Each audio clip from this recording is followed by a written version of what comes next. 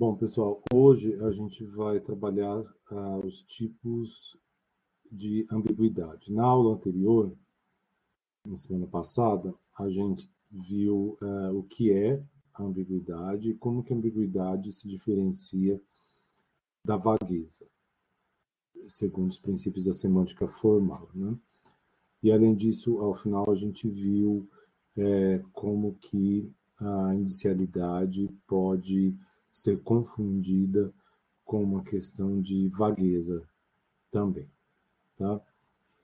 Hoje a gente fica com toda a aula falando sobre alguns tipos de ambiguidade. É lógico que uma sentença não precisa, não necessariamente, uma sentença vai ser ambígua. E se ela for ambígua, ela não necessariamente vai ser ambígua por causa de um item, de uma palavra que vai aparecer. Pode ser que aquela palavra ela gere outros tipos de ambiguidade, gere uma ambiguidade sintática, gere uma ambiguidade de escopo, por exemplo, entre outros tipos de ambiguidade. Então, uma sentença pode ter ambiguidade múltipla, tá? Em que uma ambiguidade gera outra ambiguidade. Vamos ver esses tipos, ok? Bom, o primeiro tipo de ambiguidade trazido pela Márcia Cansado é a ambiguidade lexical, tá? O que seria a ambiguidade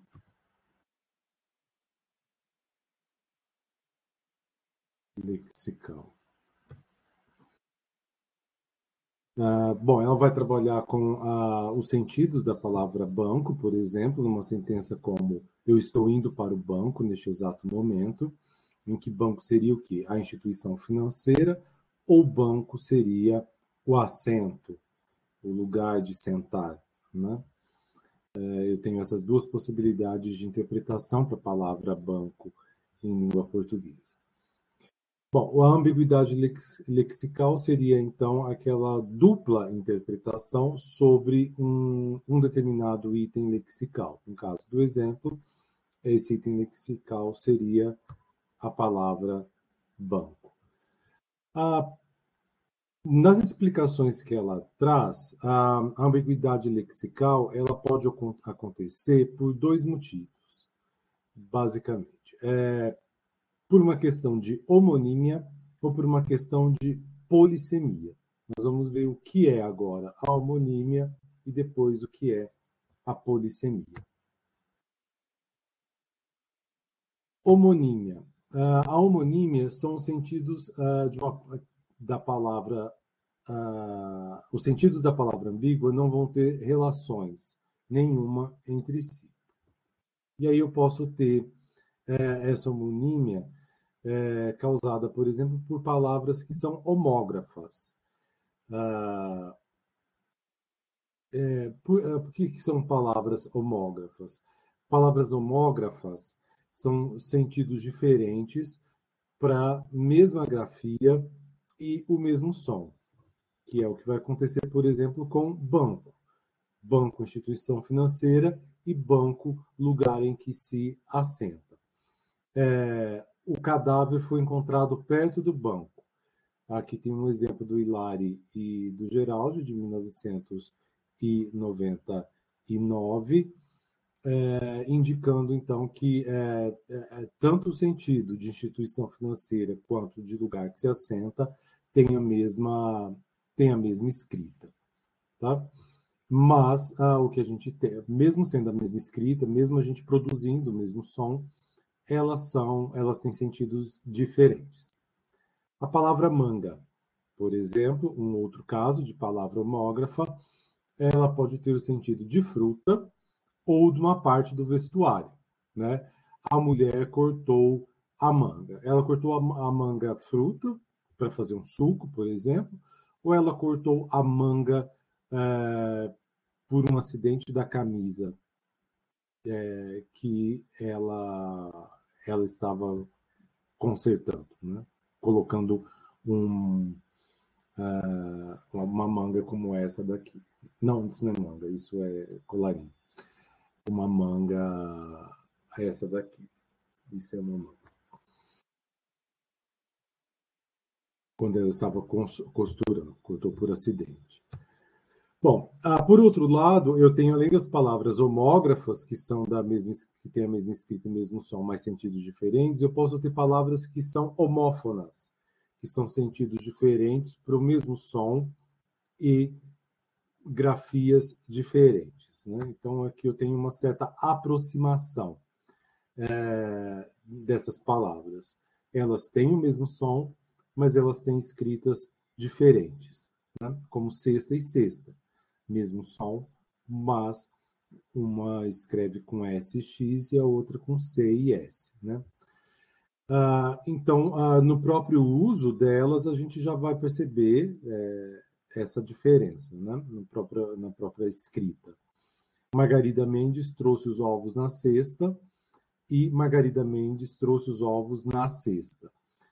No primeiro caso, né, a cesta com SX, a gente tem o dia da semana, né?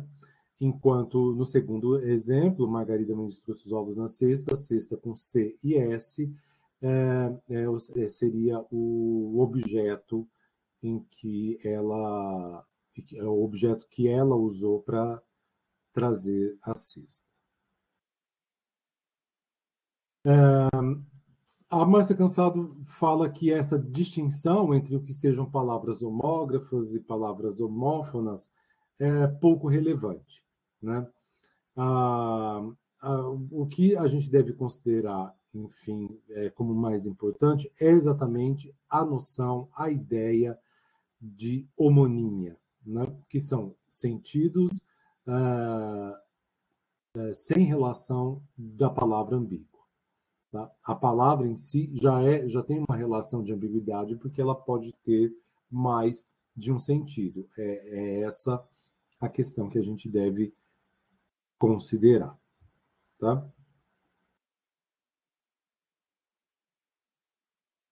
Bom, um outro exemplo que ela traz para tratar essa questão da variação lexical, da homonímia, né, da presença da homonímia, é exatamente na variação de pronúncia, né? Porque, dependendo do dialeto, uma palavra pode ser homônima de outra, né? Como vai acontecer, por exemplo, com a palavra karma, no dialeto caipira, né? Karma no sentido de calma e karma no sentido de castigo, né? Mas isso vai acontecer no dialeto caipira, no dialeto, ou pelo menos nessa variedade da língua portuguesa, em que calma é pronunciada como karma. Bom, eu coloquei aqui alguma coisa mais de pausa para refletir, mas eu acho que não dá tempo da gente refletir sobre essas questões. Mas eu vou passar, de qualquer forma, as perguntas, vocês pensem em casa. Que outros exemplos de variação dialetal que vocês conhecem podem estar ligados à homonímia? Talvez vocês conheçam algum outro tipo de homonímia que vai acontecer por causa da variação dialetal. Uma pergunta que eu faço. A outra é se vocês sabem de algum exemplo de homonímia em Libras, né? Tem um texto que eu trabalho com os alunos que vai trazer exatamente alguns casos vai discutir a homonímia e trazer alguns casos de homonímia em Libras, mas aqui a gente não dá tempo de trabalhar, pelo menos hoje. A gente fica mais com o conceito mesmo de homonímia. Tá? A ambiguidade lexical pode estar ligada à ambiguidade homonímica. Isso é uma afirmação. Como isso acontece na sentença a seguir? Bom, uma louca leva o guarda. Então, aqui a gente tem várias palavras com ambiguidade homonímica, né? E aí a gente pode selecionar 2 sentidos aqui para essa sentença. O que esse exercício está pedindo está dizendo existe ambiguidade nessa sentença causada pela ambiguidade lexical. De que forma que essa ambiguidade lexical muda completamente o sentido expresso nessa sentença? A gente verifica, por exemplo, que a palavra louca pode ter o sentido de uma pessoa fora do juízo, né? Uma pessoa com uma pessoa louca, né? E a palavra leva no sentido de carregar, tá? Então, uma louca leva o guarda é uma pessoa louca, uma pessoa com problemas mentais, vai carregar o guarda para algum lugar, enfim. Uma outra possibilidade de sentido para uma sentença como essa, eu acho que talvez pouco pensada ou usada se ler uma sentença, essa sentença ou ver a sentença por aí, é você tratar outros sentidos para guarda e leva, por exemplo, né? Leva no sentido de multidão, uma leva de gente, né? Como a gente pode ouvir por aí, uma leva de gente. Leva como uma multidão louca, ou vigia, guardar no sentido de vigiar, no sentido de olhar, né? Como a gente tem, por exemplo, o anjo da guarda. O anjo da guarda é aquele que guarda, aquele que vigia, aquele que olha alguém, tá? Ou guarda compartilhada, por exemplo, né? A guarda compartilhada de casais que se separam. Quem é que ficou com a guarda da criança, enfim, se foram os avós, se foram os pais, é um tipo de problema. Tá? Então, guardar aqui no sentido, não no sentido de vigia, da pessoa, do guarda, né, do policial, por exemplo, mas no sentido de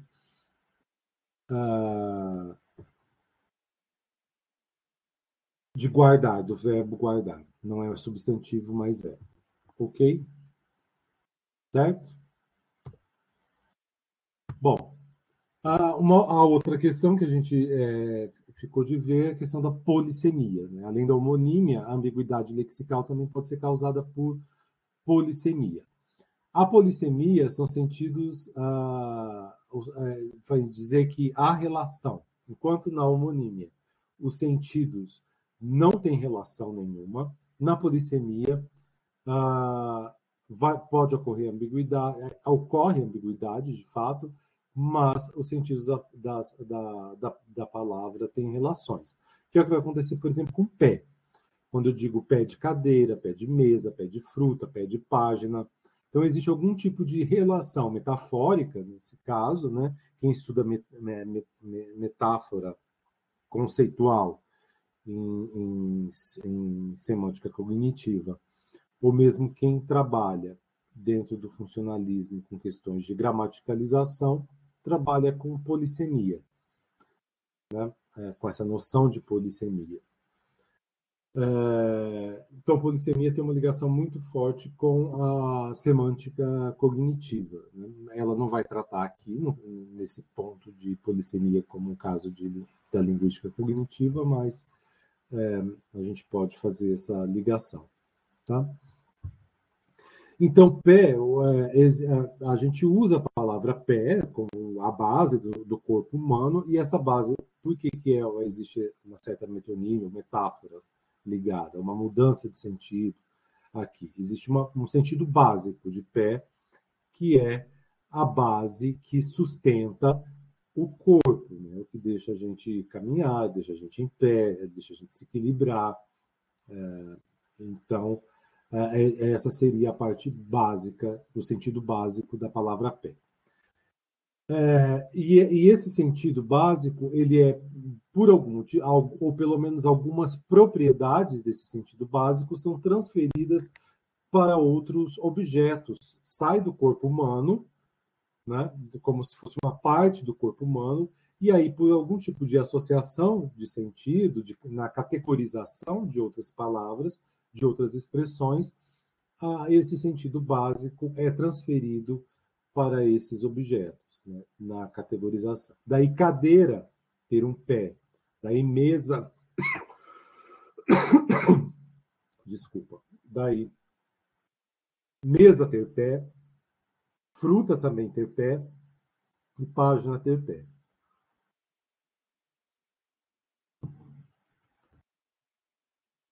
Vejam que, por um lado, cadeira e mesa ter pé, eu tenho um tipo de associação, mas a fruta ter pé já é uma outra categoria, né? Uma outra forma de categorizar essa ideia de pé.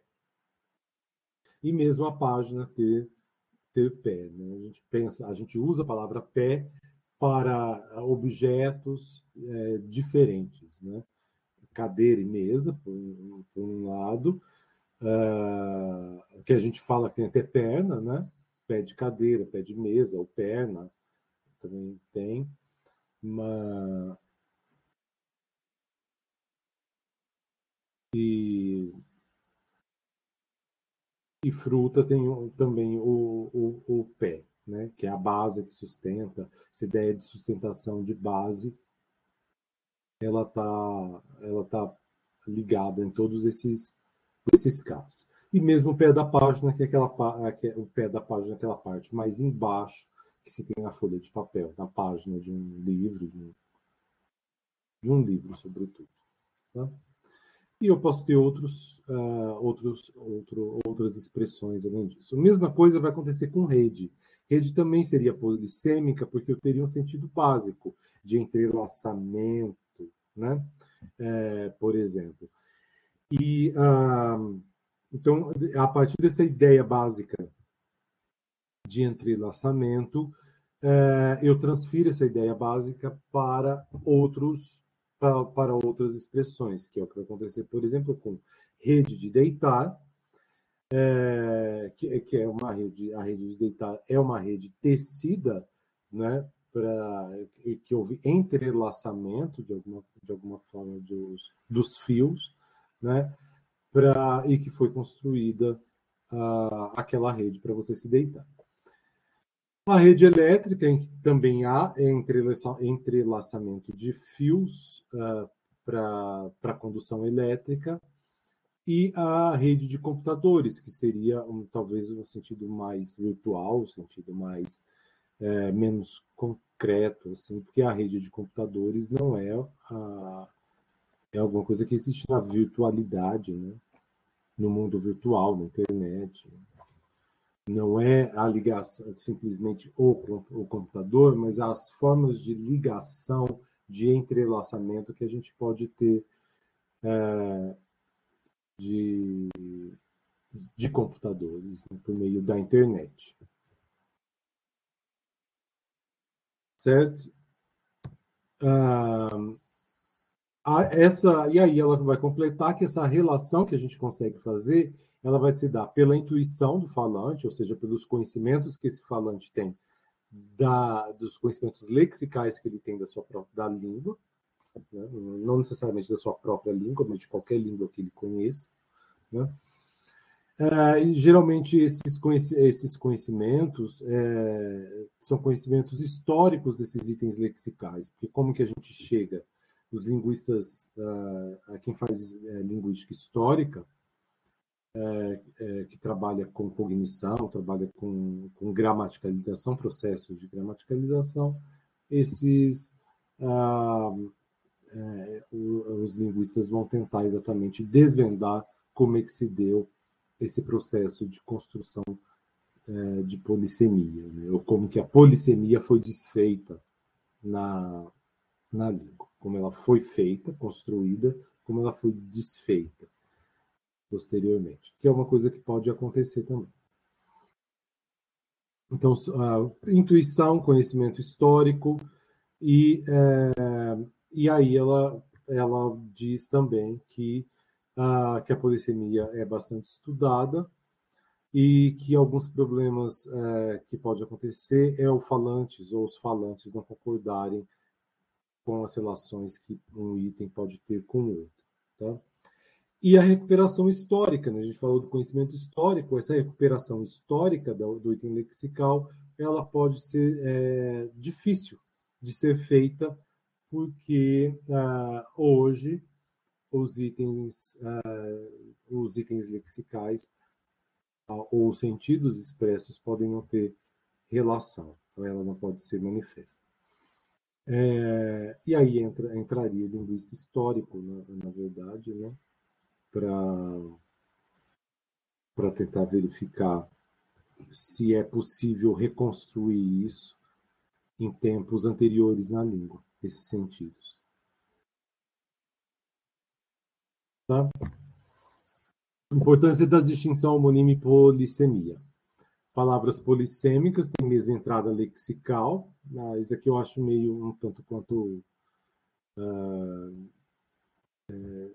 desnecessário, mas no dicionário, se a gente for ao dicionário, isso acontece se a gente for ao dicionário, vai lá e consegue perceber que existe, por exemplo, a palavra manga tem duas entradas, tem manga 1 e manga 2. Isso acontece, pode acontecer, né, no dicionário. Isso acontece porque exatamente as palavras homônimas elas têm duas entradas no dicionário, porque elas se referem a duas palavras distintas, e às vezes essas palavras com entradas 1 e 2, ou 3, ou 4, dependendo da quantidade de homonímia que tem, elas não só são escritas do mesmo jeito, pronunciadas do mesmo jeito, às vezes, mas essas palavras, elas podem ter origens históricas diferentes. Hoje em dia elas são escritas iguais, mas na história da língua, na Idade Média, por exemplo, pode ser que essas palavras eram escritas diferentes e vieram, na verdade, de palavras diferentes, às vezes até de línguas diferentes. Tá? Então, as palavras homônimas elas têm entradas diferentes no dicionário, e as palavras polissêmicas elas têm a mesma entrada lexical. Tá? E aí um caso que ela traz é exatamente de palavra que pode ser homônima e polissêmica. Homônima num contexto e polissêmica em outro. A pasta é um exemplo que ela traz, né? Vejam que a gente tem homonímia, a pasta 1, a pasta 2, mas elas têm sentidos, elas também são polissêmicas, né? A pasta 1 ela é polissêmica, pasta de dente, pasta de comer. O sentido básico dessa pasta é a ideia de massa, né? Essa ideia de coisa macenta, de massa, ela é presente numa pasta de dente, e ela é também na pasta de comer. A pasta 2 já tem um outro sentido, que é de lugar, né? De um lugar específico. A pasta 2 é uma pasta de couro, uma pasta ministerial, e são modificações então, que a gente tem com sentidos da palavra pasta.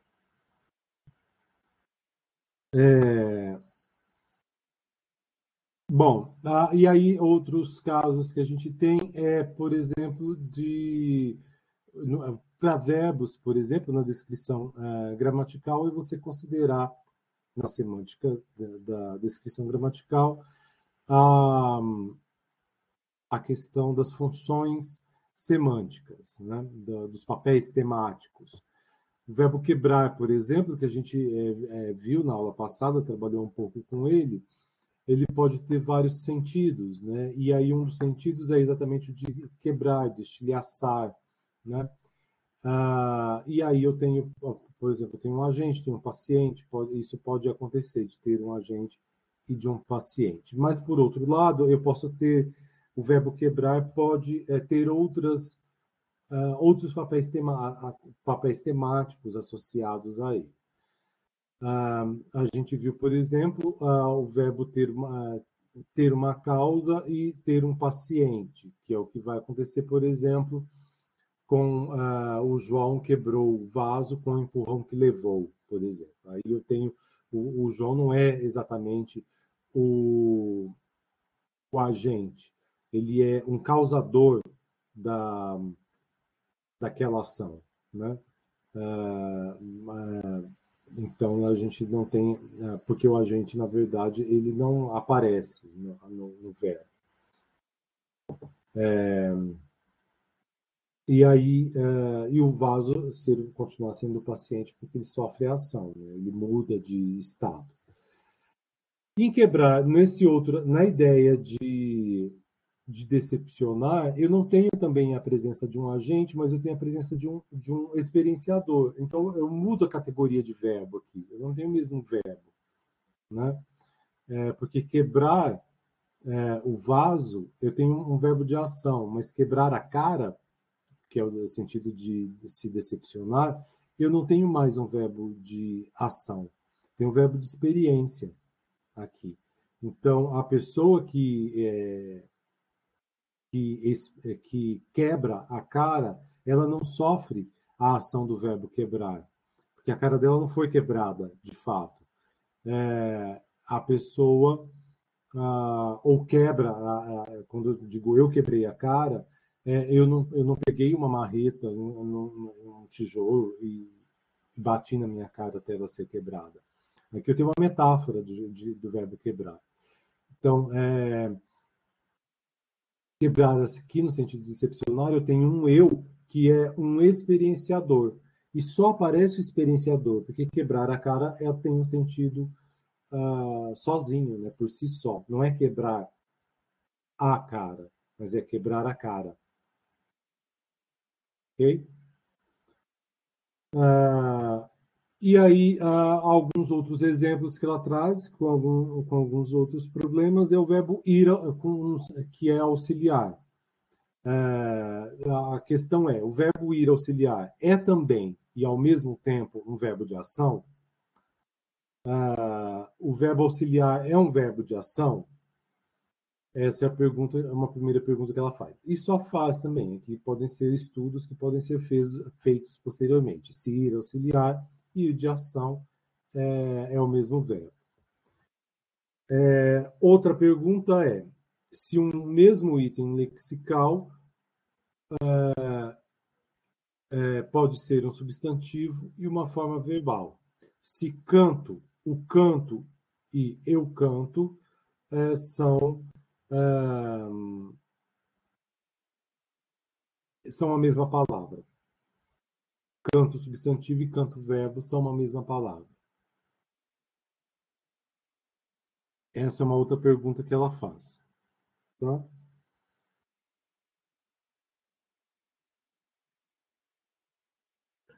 Fábio, é possível um intervalo aí, pequeno, hein? Deixa eu só ver aqui. Vamos terminar aqui o lexical.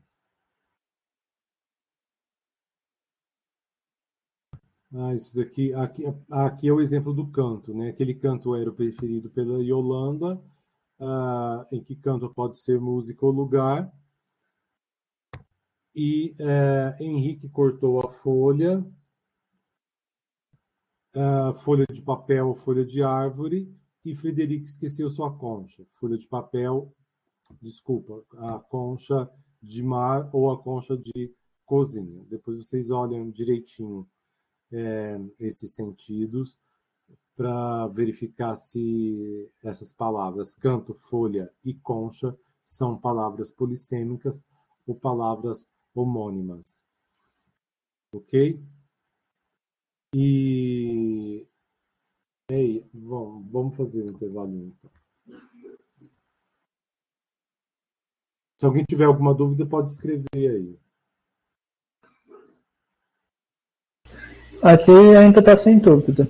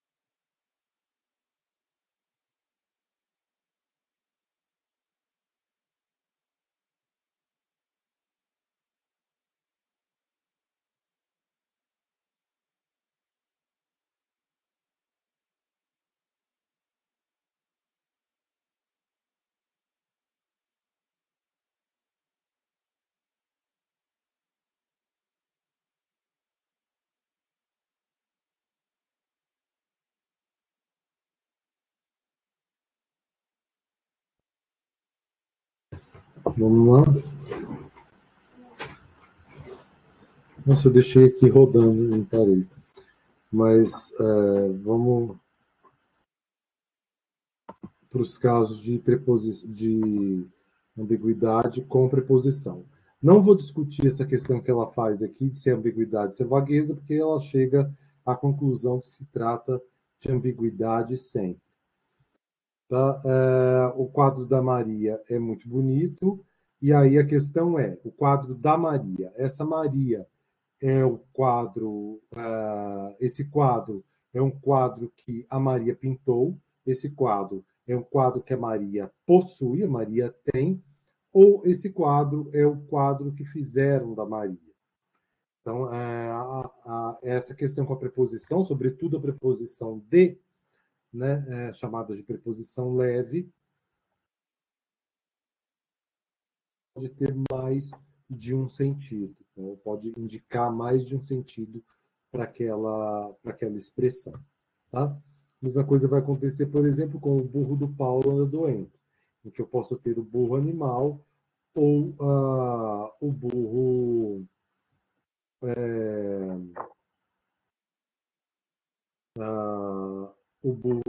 característica que se dá para a pessoa, né? O burro que o Paulo tem ou o burro que o Paulo é. Certo? E aí a Kempson vai discutir essa questão dos casos de vagueza com preposições, mas a Márcia Cansado vai exatamente dizer que se a gente usar o também, fizer aquele teste do também, não vai passar, né, essa ideia. Então, o que a gente tem aqui são casos de ambiguidade.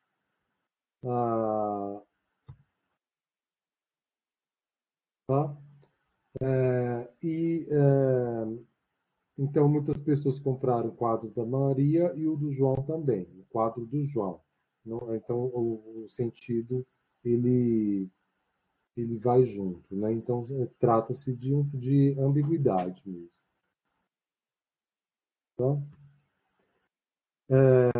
Se a gente for verificar aqui em todos os casos, né, aqui se o quadro da Maria, se aqui tem ambiguidade, tem mais quadro aqui que pode ter mais de um sentido, a preposição de pode indicar mais de um sentido, então aqui também a preposição de vai indicar mais de um sentido. A mesma coisa acontece aqui com o do João, o do Paulo e o do Paulo.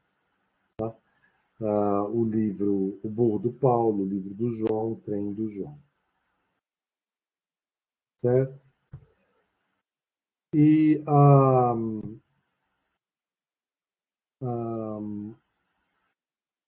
para ela, então, para Cansado, esses casos não são de vagueza de forma alguma, eles são, na verdade, casos de ambiguidade, em que vai ocorrer mais de uma interpretação e a escolha, a especificação da interpretação vai ocorrer no contexto.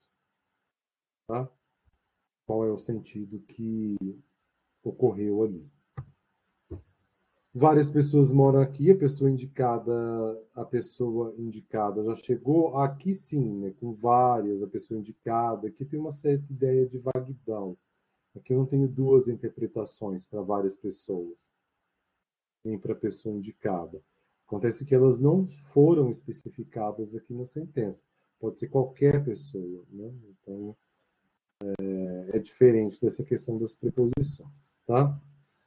E aí termina exatamente dizendo que a preposição é um item lexical leve, e essa leveza das preposições, ela pode estar ligada a vários sentidos, né? E dependendo da composição, dependendo da associação que se faz com aquela preposição. E aí a preposição de, basicamente, né, ela pode ter, a depender da composição, ela pode ter exatamente vários sentidos. Ela pode ter o sentido de origem, por exemplo, veio de São Paulo. Ela pode ter o sentido de qualidade, o burro do Paulo, a casa de pedra. E ela pode ter sentido também de modo. veio de cavalo ou de agente. O quadro da Maria. O quadro da Maria, no sentido de agente, é aquele que a Maria fez, né? A Maria fez o quadro. E o sentido de posse também pode acontecer. A casa da Maria. Tá? Então, pode ter a semântica dele pode indicar vários sentidos. Associação semântica, né?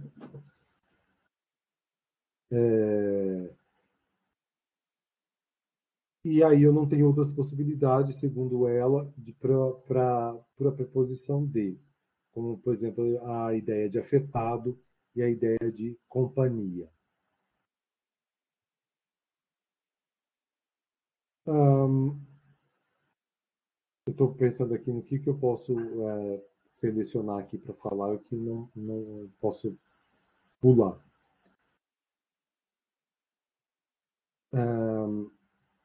Contrariando Kempson, a interpretação das preposições não é intangível e indeterminada, pois há determinados sentidos associados a elas listados no léxico.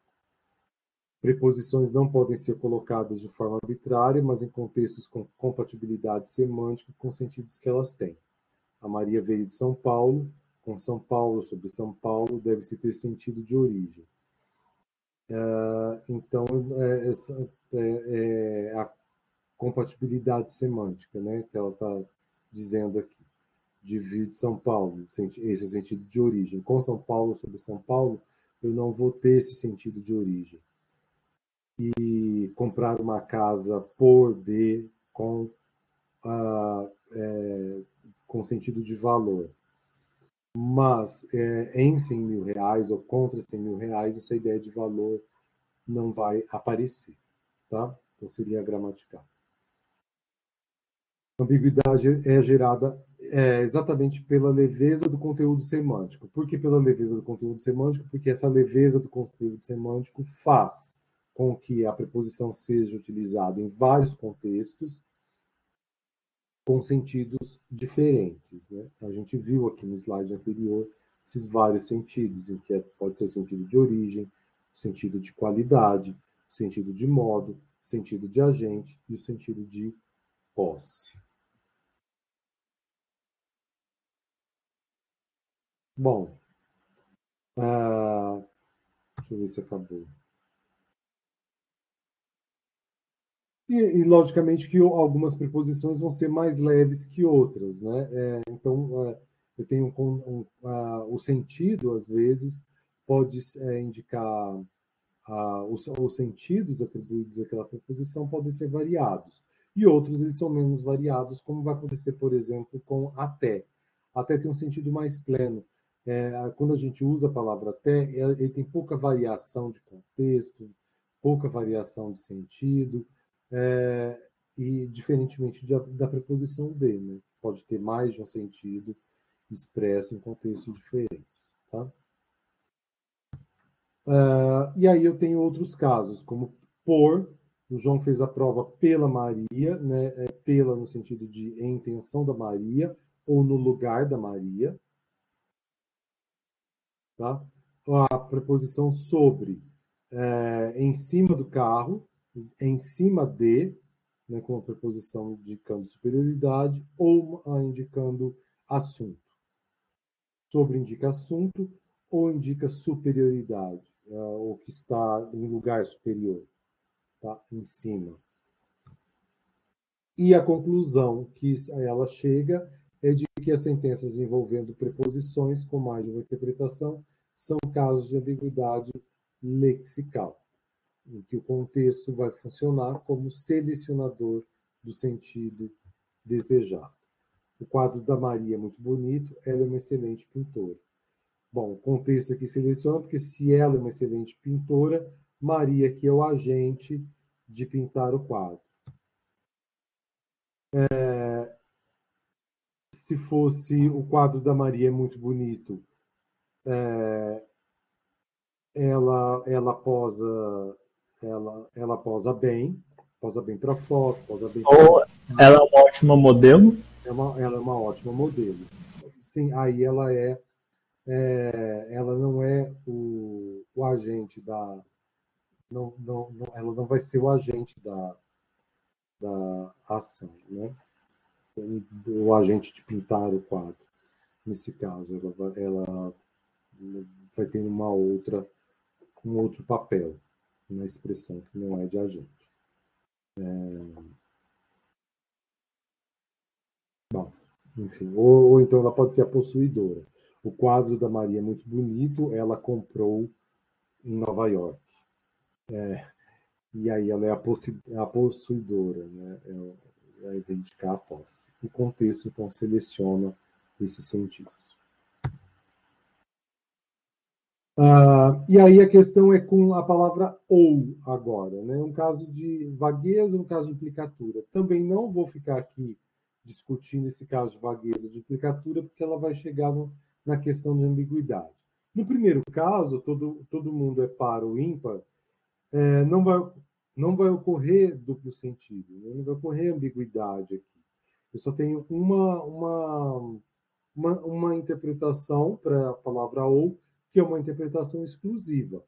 Há uma escolha aqui entre o par, entre aquilo que é o par e aquilo que é o ímpar.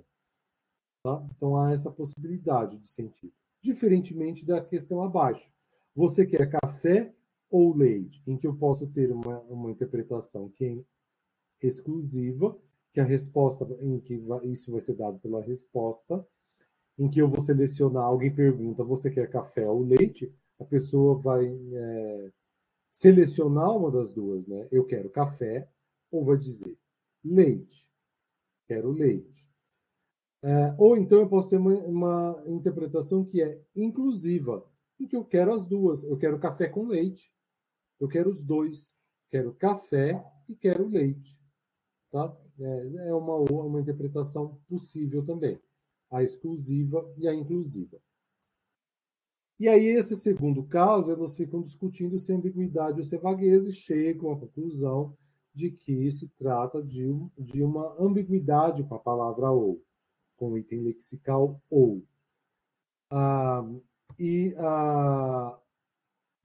em que Bruchier, que há, por exemplo, né, esse semanticista italiano, essa ambiguidade vai ter uma leitura inclusiva ou exclusiva.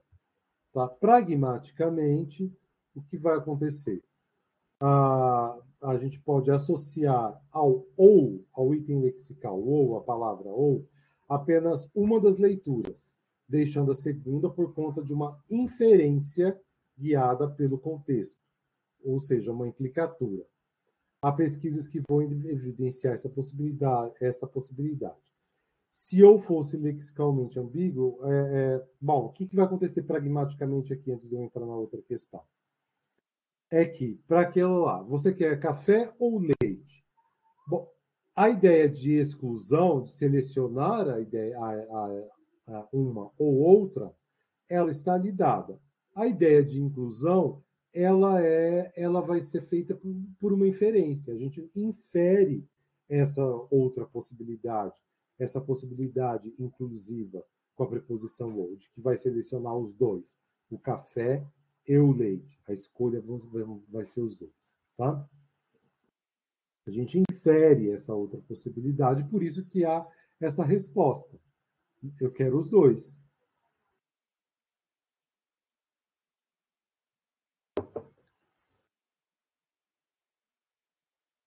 Pode ser feito com criança também, essa inferência. Você dá a possibilidade dela escolher um presente, por exemplo. Você quer o carrinho ou a bola? Aí a criança vai querer os dois. Tá? Você quer. O que você quer? Tá?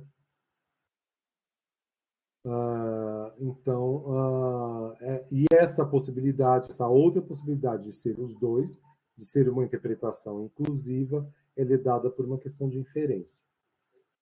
Tá? E aí, ela vai discutir universalmente, né, nas línguas, né, se haveria uma língua com duas palavras para significar ou inclusivo e ou exclusivo. Em português, por exemplo, a gente tem a palavra cão. A palavra cão é ambígua.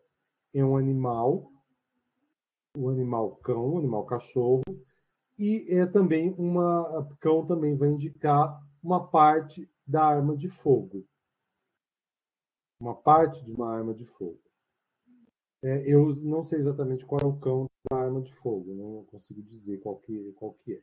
Vocês dão uma bugada e colocam lá, cão, arma, cão, revólver, para ver qual que é o cão do revólver. Aliás, vamos ver aqui agora. Em inglês, só para terminar, então, eu tenho duas palavras distintas para cão. Eu uso a palavra dog para animal e cock para e a palavra cock para arma de fogo, para parte da arma de fogo. Vamos ver só aqui o que é o cão da arma de fogo.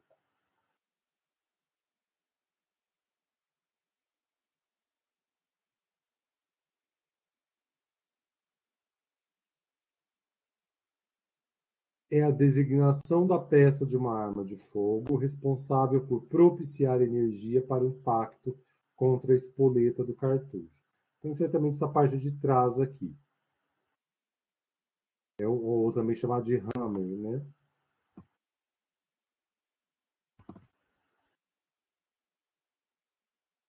Tá vendo? Ó, essa parte de trás aqui seria o cão. Isso daqui dá para ver mais claramente, né?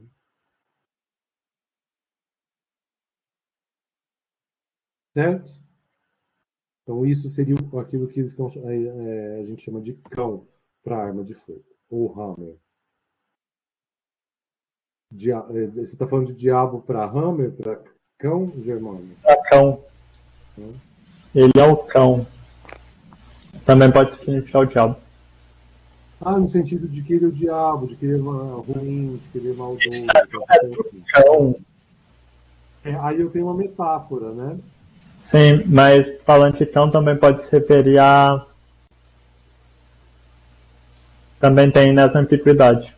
No sentido de diabo, do diabo Satanás, do cão. Sim. Sim. Também. No sentido possível na língua. A conclusão que ela chega aqui é de que em algumas línguas ocorre mais de um morfema, aqui saiu o S, para exprimir disjunção, e eles tendem a ser ambíguos, inclusão e exclusão. Inclusão e exclusão. Assim parece haver um caso único nas línguas de ambiguidade universal, né? Ou seria esse caso de ambiguidade universal. Corrigindo aqui. Certo? Ambiguidade sintática. Ambiguidade sintática. Bom, a ambiguidade sintática é gerada pela estrutura da sentença. Né? Não é necessário interpretar cada palavra como ambígua de forma individual, porque a ambiguidade está exatamente na ordenação, na organização dos itens da sentença, tá? Pela ordem das palavras, por exemplo. E aí, as estruturas sintáticas podem gerar interpretações distintas. As estruturas sintáticas distintas gerariam interpretações distintas também. Por exemplo, em homens e mulheres competentes têm os melhores empregos, em que seriam homens. Aqui eu não sei, não, ela não faz. Tá, faz sim. Acho isso importante. A palavra competente, por exemplo, vai modificar ambos, homens e mulheres. Homens e mulheres são competentes e, portanto, têm os melhores empregos, ou competente se referiria apenas a mulheres, né? em que vejam que aqui, como é que a gente faz para distinguir essa estrutura diferente? Homens e mulheres aparecem entre colchetes juntos, ó. Homens e mulheres competentes, competente se referiria a eles, a esse conjunto, essas duas palavras, ou competente se referiria apenas a mulheres. Aqui a gente separa homens, por um lado, num conjunto separado por colchetes, e mulheres junto com competentes, para indicar que competentes são apenas as mulheres, tá? Teriam os melhores empregos, certo? Então eu teria essas duas possibilidades de interpretação para competente, de arranjamento, de arranjo sintático, né? De ordenação, de organização sintática, de arranjo sintático. Bom, e aí eu tenho alguns exemplos que são trazidos pela Márcia Cansado. Alugo apartamentos e casas de veraneio. Aqui eu tenho os casos, né? Eu não sei se ela faz isso, mas eu fiz aqui, se ela não fez. Alugo apartamentos e casas de veraneio. O veraneio, de veraneio, vai se aplicar a apartamentos e a casas, ou de veraneio vai se aplicar apenas a casas. Eu alugo apartamentos e casas de veraneio, certo? Outro exemplo, o magistrado julga as crianças culpadas. O magistrado julga as crianças que já são culpadas, ou, por outro lado, o magistrado vai julgar culpadas as crianças. Ele considera, ele chega ao veredito de que as crianças são culpadas aqui nesse segundo caso. Mas nesse segundo caso, o magistrado julga culpadas as crianças. Não teve uma modificação da frase? Sempre tem, aqui também tem modificação. Não, porque tá ali, ó. Aluga apartamento e casas de veraneio. A frase, quando ele se refere a dois, continua a mesma.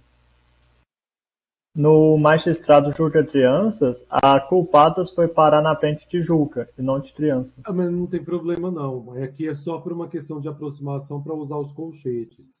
Ah, tá. Para Ok. verificar que esse sentido é possível. Que a gente está Ok. juntando para verificar o sentido. É que aí já seria outra palavra e eu fiquei em dúvida de como ia funcionar. As palavras são as mesmas. Eu só trouxe culpadas do final aqui mais perto do julga. Sim, para mostrar que Para fechar o colchete culpados juntos. pode. Ok. Tá? O Cruzeiro venceu o São Paulo jogando em casa. O Cruzeiro venceu o São Paulo jogando em casa ou o Cruzeiro jogando em casa venceu o São Paulo? A questão é, quem estava jogando em casa? O Cruzeiro ou o São Paulo?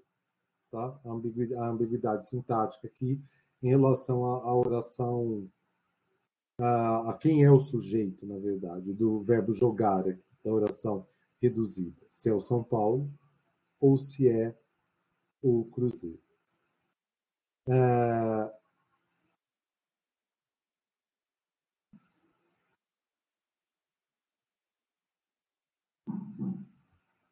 E acho que esse é o último. Estou com vontade de comer chocolate de novo. Que é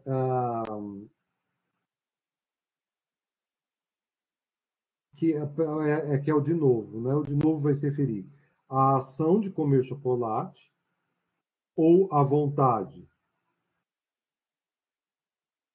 que é que você está considerando aqui como com o que está acontecendo novamente pela segunda vez? Né? É a vontade que acontece pela segunda vez ou a ação de comer é que acontece pela segunda vez? Aqui é um pouco estranho, mas o que é que você está fazendo essa associação de novo com vontade ou com o verbo comer, com a ação de comer, certo?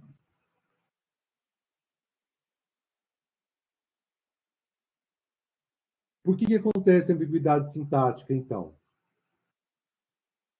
A ambiguidade sintática ela vai acontecer por causa dos rearranjos que a gente pode fazer com a sentença, com as várias possibilidades de reorganização daquela sentença, tá? E assim, por meio desses colchetes, a gente pode mostrar essas possibilidades de interpretação, alternando as posições das expressões que estão ali envolvidas na expressão ambígua da sentença, tá? Com a expressão que causa ambiguidade da sentença, o que causaria essa ambiguidade, certo? A ambiguidade de escopo também é uma ambiguidade estrutural, mas ela é de outro tipo de estrutura. Não é da estrutura sintática, da reorganização sintática da sentença, mas da reorganização dos sentidos daquela sentença, tá? Então, é uma ambiguidade da estrutura semântica da sentença, porque a maneira de reorganizar a relação de distribuição entre as palavras que expressam uma quantificação que gera ambiguidade. E essa ambiguidade de escopo, ela está transferindo para a questão da quantificação que é uma interpretação, pode ter uma interpretação coletiva ou uma interpretação distributiva. Por exemplo, o quantificador todos aqui. E 6, o quantificador indefinido todos e o quantificador definido 6, é essa ligação, essa associação que acontece aqui na sentença pode ter uma interpretação ambígua. Ela tem uma ambiguidade de escopo, por quê? Por causa da interpretação que pode ser coletiva ou distributiva. Todos os alunos aqui, o escopo de todos os alunos, o alcance dessa expressão, ela tem 6 alunos como um todo. Todos os alunos comeram 6 alunos. Todos os alunos comeram 6 sanduíches. Ou então, por outro lado, eu tenho uma interpretação distributiva, que é a ideia de cada. Cada aluno tem 6 sanduíches como escopo. Essa é a ideia do alcance. Então, eu tenho 6 sanduíches, e esses 6 sanduíches são distribuídos para todos os alunos. Então, se eu tiver 10 alunos, todos esses alunos, eu tenho 6 sanduíches para ser distribuídos para 10 alunos, essa é a minha interpretação coletiva. A interpretação distributiva é que cada aluno tem 6 sanduíches. Então, se eu tenho um grupo de 6 alunos, cada um desses 6 alunos, eu tenho um grupo de 5 alunos. Desculpa, só para mostrar números diferentes aqui. Eu tenho um grupo de 5 alunos. Cada um desses 5 alunos, cada um tem 6 sanduíches cada. Então, eu tenho o João, a Maria, a Catarina, o Paulo e o André. A Maria, a Catarina, o Paulo, o André, cada um tem 6 sanduíches. Eles vão comer adoidado, porque eles têm 6 sanduíches. Na interpretação coletiva, não. Eu tenho 6 sanduíches e esses 6 sanduíches devem ser distribuídos para todos os alunos, independentemente se são 5, se são 6, se são 10.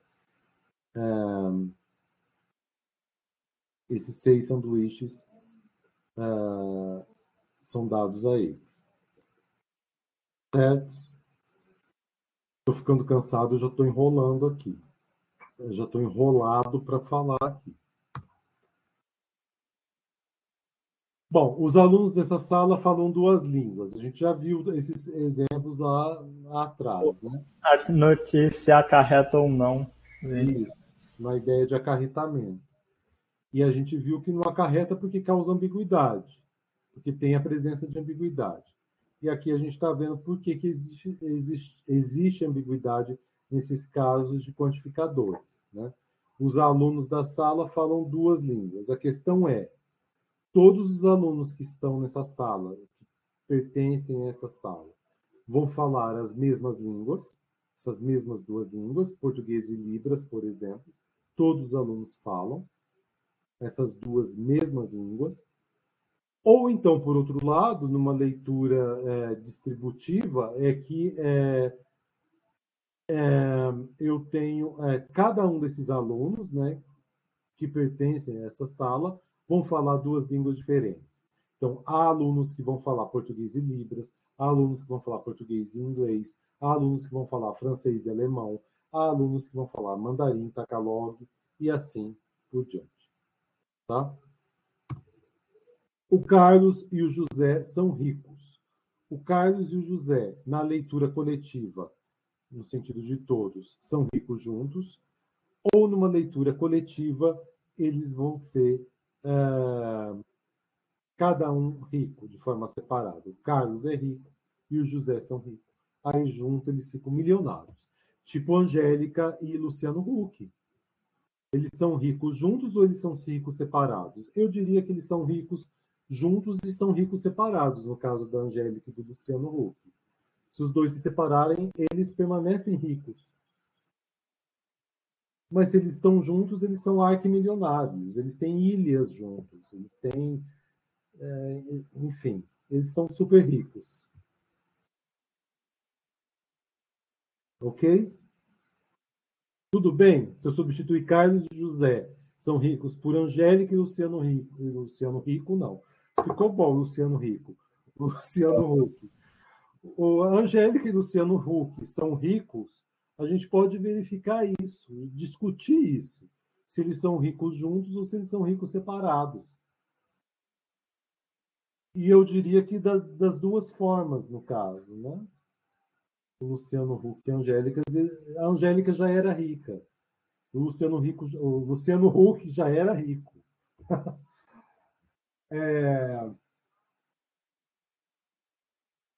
Antes de se casarem, separadamente eles já eram ricos. Quando eles se casaram, eles ficaram ricos também. Tá?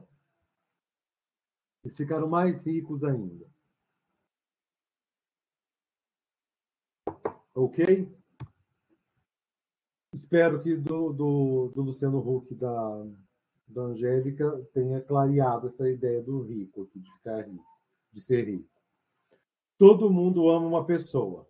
Todo mundo ama uma mesma pessoa ou cada pessoa ama uma pessoa diferente?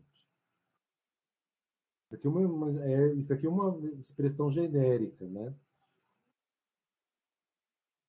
Todo mundo tem um amor, coisas desse tipo. A gente usa expressões e sentenças desse tipo. É a mesma pessoa que todo mundo ama ou são pessoas diferentes que são amadas por todo mundo? Cada pessoa tem lá o seu amor na vida. A sua pessoa que ama na vida. Essa é a ideia. Tá? O Léo deu um livro para todas as garotas. Aqui eu tenho. Todas as garotas receberam um livro do Léo. O mesmo livro. Ou cada garota recebeu um livro diferente?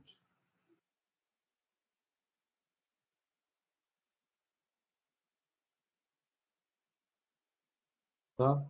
Então, o Léo foi lá, comprou um único livro para dar para essas garotas? Ou o Léo comprou para cada garota um livro diferente? Mesmo que tenha o mesmo título. Mesmo que tenha o mesmo título. Seria um livro diferente, no caso. Aí você já está falando em número. Se todas as garotas receberam só um livro, ou se cada garota recebeu o exemplar, mesmo que seja do mesmo livro. Sim. Cada um tem o seu exemplar, no caso da leitura distributiva, que é o número 2, ou na leitura coletiva, todas as garotas receberam um único livro. Elas têm que dividir aí para ler, cada uma lê num horário, né, num dia, marca e qual é o... Acontece muito quando o professor pede leitura de um livro e a biblioteca só tem um. É, aí é complicado. E aí, quando isso acontecia, pelo menos, né, tinha a biblioteca, no caso da faculdade, da universidade, ela tem que disponibilizar, tem um número, uma quantidade X que a gente tem que ter na biblioteca para aquela quantidade de gente. Eu acho que é um livro para cada 4, 6 alunos, por exemplo. E isso é avaliado quando o MEC vem. Isso é verificado, o MEC vai lá e fala, tem a bibliografia da disciplina do livro tal. E aí o MEC vem e verifica, só tem 2 livros para a sala inteira? Não pode, isso aqui não pode. E aí recebe, diminui nota, são avaliações que são feitas com base nisso. Doidão isso, né? Pagani 2009. Há outros operadores, além dos quantificadores, que vão apresentar ambiguidade de escopo. A negação, por exemplo. O João não namorou todas as garotas da sala. Operadores semânticos, a gente viu os quantificadores e agora a gente vai ver a negação. Tudo bem que essa negação aqui tem uma ligação com o quantificador aqui, né? A negação e a quantificação. Aqui está amarelo, está ruim. Eu vou ter que usar o óculos para poder ler. Pelo menos para mim está ruim. Aqui também. Amarelo é uma coisa ruim de ler. O João não namorou nenhuma aluna da sala. Ou o João namorou algumas garotas da sala. O que está sendo negado aqui? A quantificação recai sobre a negação, o escopo da negação alcança a negação, então ele não namorou ninguém. Ou o contrário, o escopo da negação é que alcança, recai sobre a quantificação e nega essa quantificação. Então, essa é a questão aqui. Tá? E quando acontece isso, eu tenho 2 tipos de ambiguidade. Né? Uma ambiguidade de escopo e uma ambiguidade sintática também. Tá?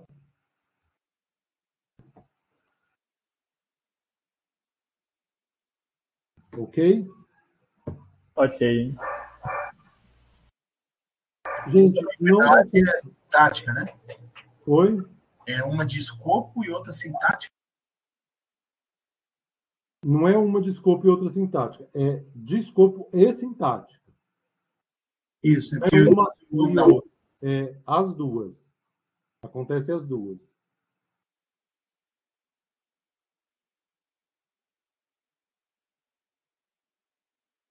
Tanto que a gente vê aqui, ó, que se acontece ambiguidade sintática, a gente consegue reorganizar essa sentença com diferentes estruturas lineares, né? Lá por meio de colchetes, que a gente fez, transfere uma palavra, a expressão mais perto da outra para mostrar exatamente esse outro sentido. Tá? Com ambiguidade de escopo, eu não consigo fazer isso.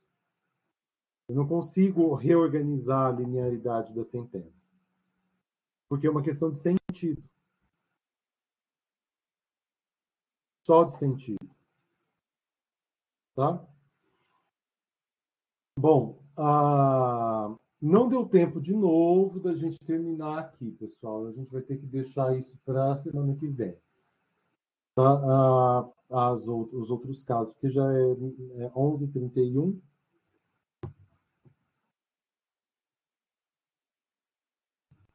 Tá? E eu não tenho esses casos aqui. Então, faltam ainda 10 slides para a gente terminar.